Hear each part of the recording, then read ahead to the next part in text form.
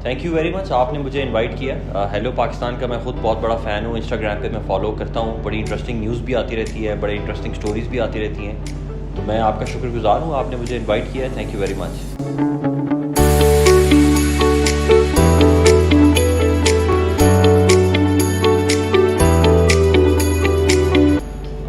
I am basically from Gujarat, लेकिन मेरी family settled है in Lahore. My father was a police officer और शुरू की मेरी पढ़ाई जो है मैंने लाहौर से की, और उसके बाद फिर मेरी कैरेट कॉलेज हसन अब्दाल चला गया, फिर इंजीनियरिंग करने GI के चला गया, फिर CSS कर लिया। CSS करने के बाद मेरी सिंध पोस्टिंग हो गई और उसके बाद मैं इस्लामाबाद आ गया। तो प्रैक्टिकली मैं गुजरात में नहीं रहा, लाहौर में कुछ अर्सा रहा और उसके बाद पूरे मुल्क में बस इधर उधर फिर रहे हैं।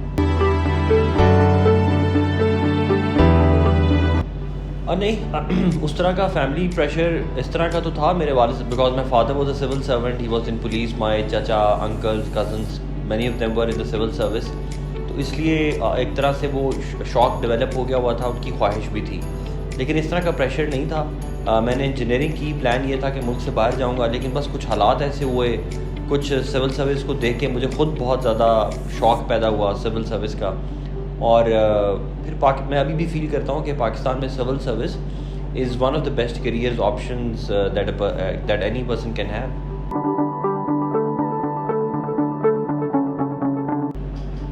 बेसिकली देखें, जो डिप्टी कमिश्नर का ऑफिस है उसका काम, वैसे तो मैं सिविल सर्विस में 16 साल से हूँ, लेकिन पहले मैं सोशल मीडिया पर इतना एक्टिव नहीं था। लेकिन डिप्टी कमिश्नर का काम ही है कि जो इस्लामाबाद या वो जहाँ पर भी जिस ज़िले में लगा हुआ है वहाँ के शहरियों के मसाइल हल करें।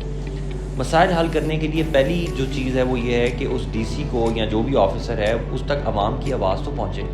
अगर वो अपने दफ्तरों में बैठा रहेगा जिसके बाहर बैरियर्स इतने ज़्यादा हैं, आपका स्टाफ है, आपके दफातर में आना बहुत मुश्किल होता है, तो उस तरह तो आपको कभी सच नहीं पता चल सकता। और फ्रैंकली स्पीकिंग मेरे दफ्तर में जितने भी लोग आते थे वो तो अपना काम निकलवाने के लिए झूठी झूठी बातें करते थे और आपको सच नहीं पता चलता था। स्टाफ से आप पूछते हैं तो वो हमेशा कहते हैं सर बेहतरीन है, बाहर दूध की नहरें चल रही हैं। तो सोशल मीडिया एक ऐसा डेमोक्रेटिक प्लेटफॉर्म है कि वहाँ पर लोग सच बोलते हैं वहाँ पे, और बल्कि इतना सच बोलते हैं कि बंदा डर जाता है कि यार इतना भी सच नहीं बोलना चाहिए। तो एक ऐसा जमहूरी प्लेटफॉर्म है कि जहाँ पर आपको फीडबैक बहुत अच्छा मिलता है, और ये ऐसा प्लेटफॉर्म है जहाँ पर आप फौरी तौर पर अपनी आवाज़, अपने नोटिफिकेशंस, गवर्नमेंट की डायरेक्शंस, पॉलिसीज़ या कोविड के ज़माने में लॉकडाउन, ये सारी चीज़ें हम आवाम तक सिर्फ एक क्लिक में पहुँचाते थे। वरना सरकारी तरीक़ाकार ये है कि हम एक नोटिफिकेशन इशू करें और उसको गैजेट ऑफ पाकिस्तान में छपवाएं और अगले दिन वो अखबार में आता था। तो अखबार तो आपको पता है पढ़ते कोई नहीं, और गैजेट ऑफ पाकिस्तान तो लोगों की एक्सेस नहीं है, वेबसाइट्स पे भी लोग नहीं जाते। तो सोशल मीडिया ऐसा प्लेटफॉर्म था जहाँ पर फीडबैक भी हमें फ़ौरन मिल जाता था और हम अपनी आवाज़ भी जल्दी पहुँचा देते थे। इसलिए फिर मैं इसका इंतखाब किया और फिर अल्हम्दुलिल्लाह इसमें अच्छी कारकर्दगी रही।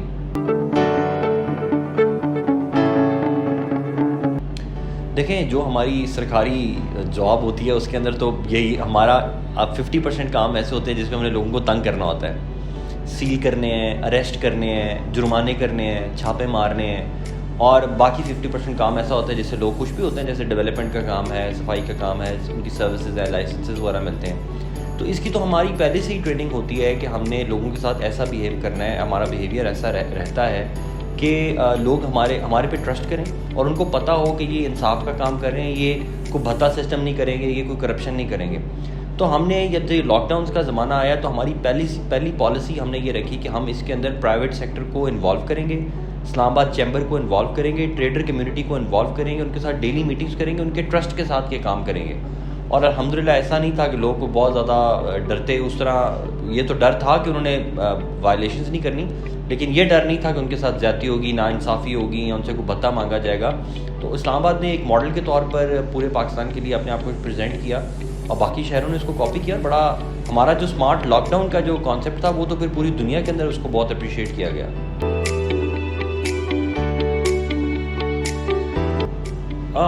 मेरे ख़्याल से हमने सोशल मीडिया पे 20,000 कंप्लेंट्स को हैंडल किया, और मैं समझता हूँ कि ये बड़ा ज़बरदस्त काम है कि वो जो 20,000 लोग थे अदरवाइज़ उन्होंने मेरे दफ्तर में नहीं आना था, तो उनकी ये जो दरख्वास्तें थी वो कभी उनका उस पर एक्शन नहीं होना था।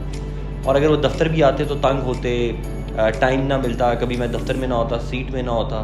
तो मेरे ख़्याल से मेरी सबसे बड़ी कामयाबी या फुलफिलिंग काम ये था कि जो लोगों को हम घर बैठे बैठे सर्विस डिलीवरी कर रहे थे जस्ट ऑन वन टेक्स्ट, और मेरे ख्याल से यही एक डिजिटल ब्यूरोक्रेसी फ्यूचर में भी हमें यही नज़र आता है, और दुनिया की जो बेस्ट कंपनीज़ हैं वो भी यही काम कर रही हैं कि वो डिजिटली लोगों को अपनी सर्विसेज प्रोवाइड कर रही हैं।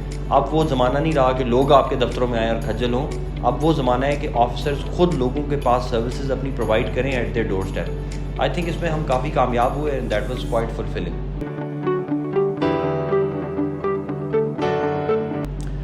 फ्रैंकली मैं एक्सपेक्ट नहीं कर रहा था कि लोगों को जितना लोगों ने मुझे प्यार दिया, जितनी इज़्ज़त दी, फ्रैंकली मैं तो बिल्कुल वो डिज़र्व नहीं करता। हमने अपनी नौकरी की है और हमें उसकी तनख्वाह मिलती है, ये कोई ऐसा हमने कोई बहुत बड़ा तीर भी नहीं मारा।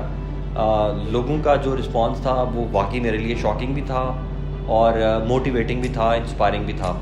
और प्लान यही है कि आइंदा भी जब कभी, आजकल तो मेरी प्रमोशन की ट्रेनिंग चल रही है, इसके बाद जब भी कभी टाइम मिलेगा तो सिविल सर्विस में ऐसे ही काम करूँगा जिससे लोग खुश हों, पब्लिक खुश हो। हमारी आवाम डिज़र्व करती है कि ऐसे सिविल सर्वेंट्स मिलें जो उनके काम करें। बाकी हार्ट ब्रोकन मैं बिल्कुल भी नहीं था, it's part of my job. मेरी कोई 16वीं पोस्टिंग है, 16 साल मेरी नौकरी को है, 16 पोस्टिंग्स मेरी हुई हैं, तो इसमें कोई ऐसी बात नहीं है। और ये तो मेरी लॉन्गेस्ट टेन्योर था, इससे ज़्यादा तो टेन्योर हो ही नहीं सकता किसी का। मैंने ऑलमोस्ट 4.25 साल गुजारे हैं, बड़ा ज़बरदस्त टेन्योर था और इंशाल्लाह आगे भी आगे नौकरी में ऐसे काम करते रहेंगे।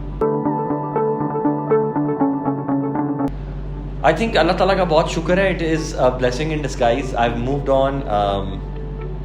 आई think better officers have come and they are doing their job very well.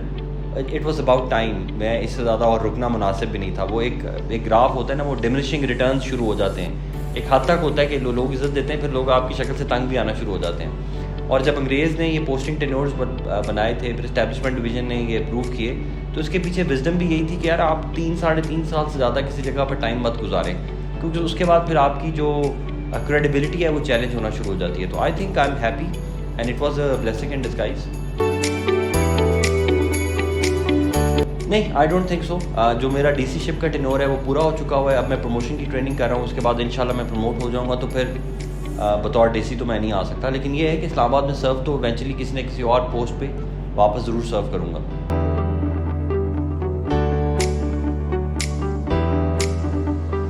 देखें, ये एक अनफॉर्चुनेट है। मैं आपको बताऊँ कि कनाडा के अंदर एक शहर के अंदर ना क्राइम रेट बढ़ गया। वहाँ पे उन्होंने एक थिंक टैंक्स बुलाया, उनको कहा कि रिसर्च करके बताएं कि क्राइम रेट बढ़ गया तो कैसे कम करें। अगर पाकिस्तान होता तो पाकिस्तान में इसका हाल ये होता कि सर वहाँ पे एक नया थाना बना दें और एक नई चौकी लगा दें और एक नाका लगा दें। उन्होंने जब रिसर्च की तो उन्होंने कहा कि हमारा ये स्ट्रीट क्राइम इसलिए बढ़ा है कि हमारी जो यूथ यूनिवर्सिटी से निकल रही है, उनके पास जॉब्स में टाइम लगता है और वो अपने आप को खाली फील करते हैं, तो वो सड़कों पे आ जाते हैं। तो वहाँ की म्यूनसिपल कमेटी ने ये फैसला किया कि हम जिम्स बनाएंगे और वहाँ पे यूथ को एंगेज करेंगे। जिम्स बनाने के बाद विदिन 2 ईयर्स उनका क्राइम रेट 50% से नीचे आ गया। पॉइंट मैं ये कहना चाह रहा हूँ कि जो क्राइम रेट इंक्रीज़ होता है किसी शहर का, वो इस वजह से नहीं होता कि डीसी या कोई पुलिस का कोई मसला होता है। आप इस्लामाबाद देखें, इस्लामाबाद इस टाइम पर 3 तरफ से दूसरे प्रोविंसेस से कनेक्टेड है। KPK से लोग यहाँ पर आ रहे हैं, काबुल से लोग यहाँ पर आ रहे हैं, मुजफ्फराबाद से लोग यहाँ पर आ रहे हैं, पूरे पंजाब से यहाँ पर लोग आ रहे हैं। ट्रांजिट पॉइंट ये बना हुआ है।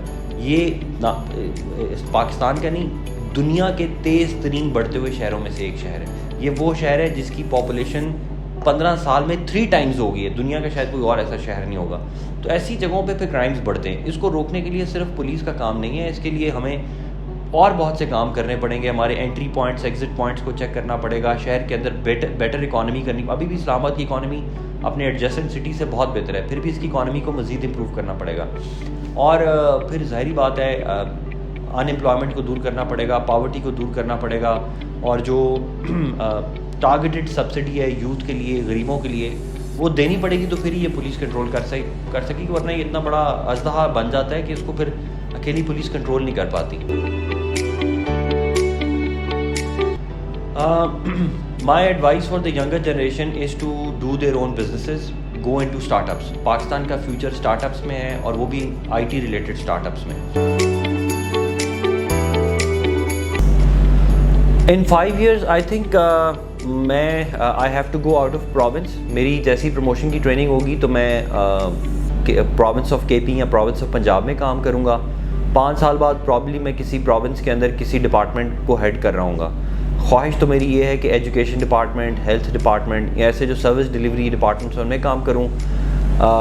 हो सकता है मैं कहीं कमिश्नर लगा हूँ, फिर अब गवर्नमेंट की मर्ज़ी है, कोई पता नहीं मुझे कोई पोस्टिंग भी ना दे और मैं कहीं किसी अकेडमी में बैठा पढ़ा रहा हूँ, ये तो बाकी अल्लाह ताला की ज़ात बेहतर जाती है, लेकिन नॉर्मल जो मेरे बैचमेट्स के करियर्स हैं वो यही बताते हैं कि मैं इन पोस्ट पे जा सकता हूँ।